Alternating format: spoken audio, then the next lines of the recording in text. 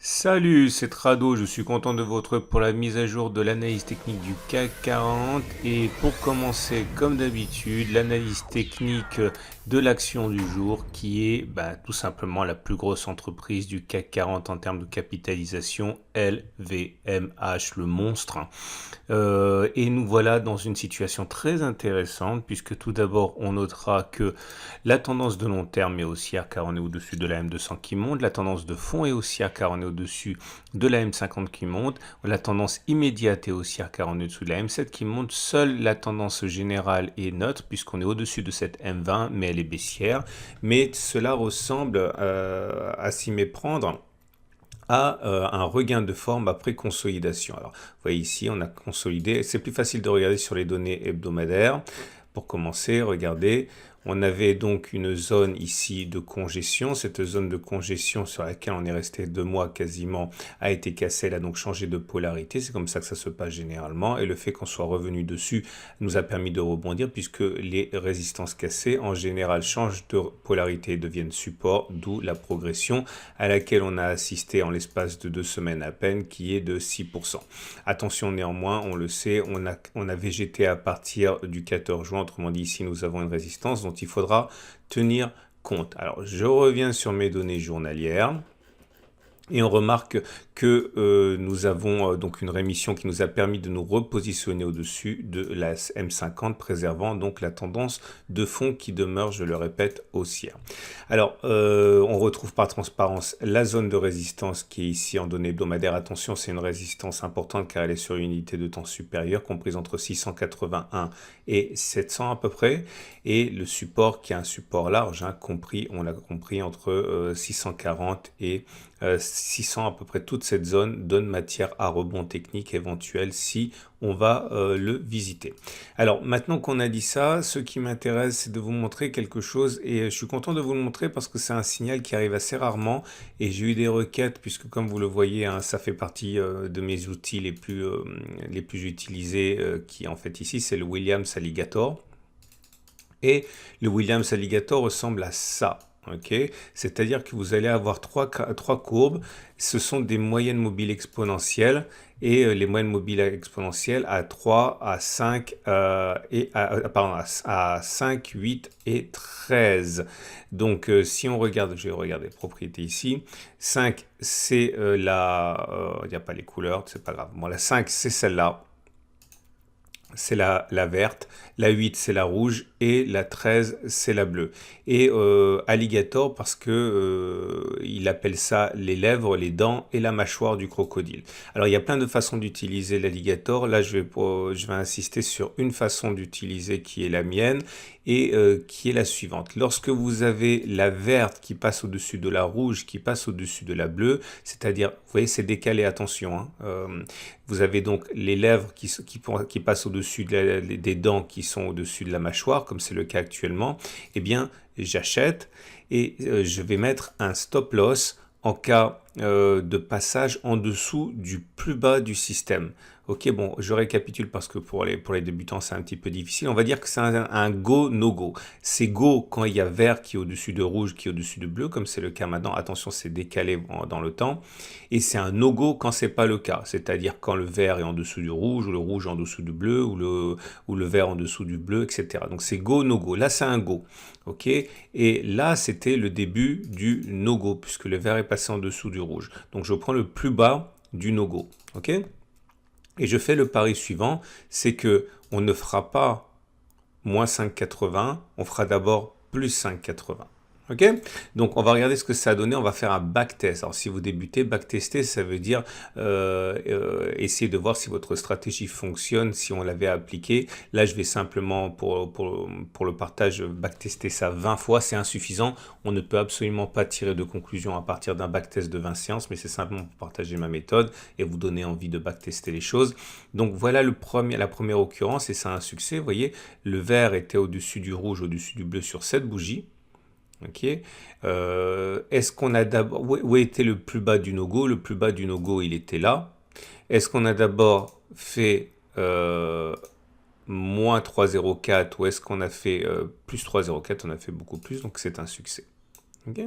Encore un succès, encore un succès, encore un succès, encore un succès, encore un succès, encore un succès, encore un succès, encore un succès, encore un succès. Regardez comme ça fonctionne bien. Je veux développer celui-là aussi. Regardez, ça fonctionne bien.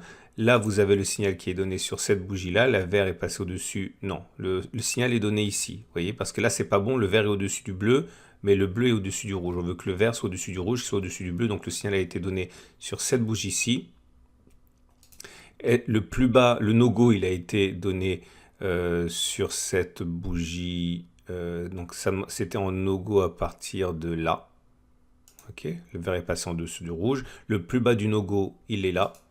Donc, ça veut dire, est-ce qu'on a d'abord fait moins 11,09 ou plus 11,09, on a fait même beaucoup plus. Donc, c'est pour ça que c'est un succès. Ok. Succès. Ah, l'échec, on va le développer. Ben, vous voyez, hein, c'est très visuel. Hein. Le vert est passé au-dessus du rouge qui est passé au-dessus du bleu ici. Est-ce qu'on a d'abord fait moins 5,88 ou plus 5,88? On a fait moins 5,88, donc on aurait été sorti ici. Donc voilà, encore un succès, encore un succès, encore un succès, un échec, un succès, un échec, et ça y est, on arrive à 20 occurrences, qui est insuffisant pour établir une loi, mais il demeure que sur 20 occurrences, on a eu 17 succès et 3 échecs, autrement dit 85% de chances de réussite pour ce système. Alors, ça ne veut pas dire que ça fonctionne à tous les coups, puisque ça fonctionne 85% de chance sur un backtest qui n'est pas valable, hein, mais simplement encore une fois pour l'exemple, mais ça veut dire clairement que la stratégie reposant sur le fait que on va viser un objectif de 5,8% au moins en mettant un stop au cas où on passerait en dessous de 5,8 a une certaine légitimité. Voilà, j'espère que ça vous a servi, que ça vous plaît, que vous pourrez éventuellement backtester davantage. Si vous voulez apprendre plus de backtest, plus d'analyse technique, plus de leçons de trading, ben, j'invite à me suivre. Hein. Suivez-moi sur ma chaîne YouTube, suivez-moi sur Bourseau, suivez-moi sur Twitter, sur Facebook. Un seul, ça suffit.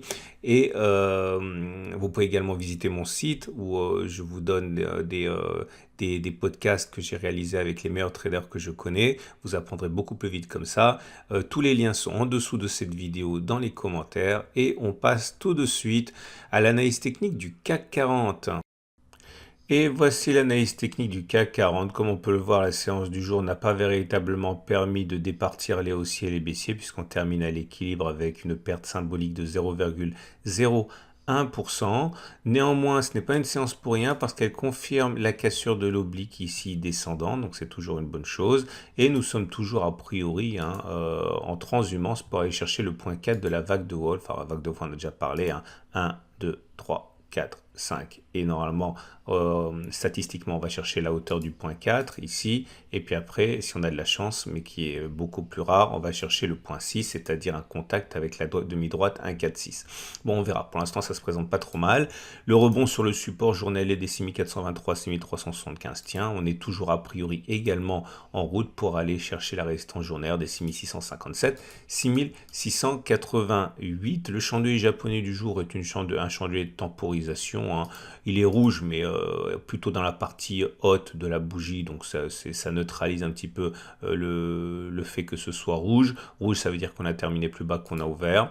Le chandelier Aiki-Nashi du jour est également un chandelier qui n'est pas inquiétant, hein, puisque comme vous pouvez le voir, c'est même un chandelier qui est plutôt haussier, puisqu'on est une grande mèche verte, grande bougie verte avec une petite mèche haute et pas de mèche basse. Ça reste quand même très encourageant. Le tree line break, on a vu hier que normalement le prochain bloc devrait être vert. Bon, comme on n'a pas clôturé plus haut par définition, parce qu'on était à moins 0,01, on n'a pas inscrit de nouveau bloc vert, mais ça change absolument rien à la statistique. Mais ça vous permet au moins de voir pourquoi il y a moins de bougies, pourquoi il y a moins de blocs que de bougies, parce que quand il se passe rien, ben, il n'y a pas de nouveau bloc. Hein. Et donc à partir de là, si on revient au CAC 40, on se retrouve avec les éléments techniques qui sont également assez intéressants puisque, attendez, je vais mettre un chandelier japonais, voilà. Et au niveau des éléments de technique, on a la moyenne mobile à 7 jours qui est maintenant clairement orientée à la hausse. Hein, ça fait 3 séances. Alors c'est vrai que la pente n'est pas très glorieuse, mais ça fait quand même 3 séances de hausse pour la M7. Donc c'est haussier. On a également le fait que la M20, bon, elle fait toujours rempart, comme vous pouvez le voir, la moyenne mobile à 20 jours, je vais la retrouver, elle est là, voilà.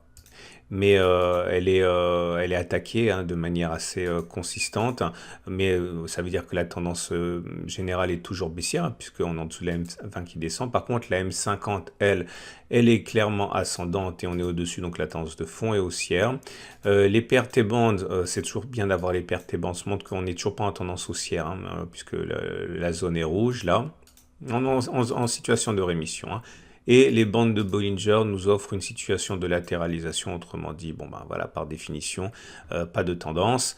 Et ce qui nous amène, les autres indicateurs techniques ne délivrent pas de nouveaux signaux, donc je ne vais pas non plus vous encombrer avec ça, il y a déjà assez de choses à faire. Et ce qui nous amène donc à l'Ishimoku. Et l'Ishimoku nous dit que ça reste quand même sur le fond haussier, puisque nous sommes avec un nuage qui est ascendant, mais c'est de moins en moins vrai, parce que bon, encore une fois, je ne suis pas un spécialiste de l'Ishimoku, mais moi ce que je regarde avant tout dans le nuage, c'est la SSB. Hein. Et la SSB, elle est plutôt plate, donc attention, la tendance de fond n'est certainement pas baissière, mais elle est de moins en moins haussière.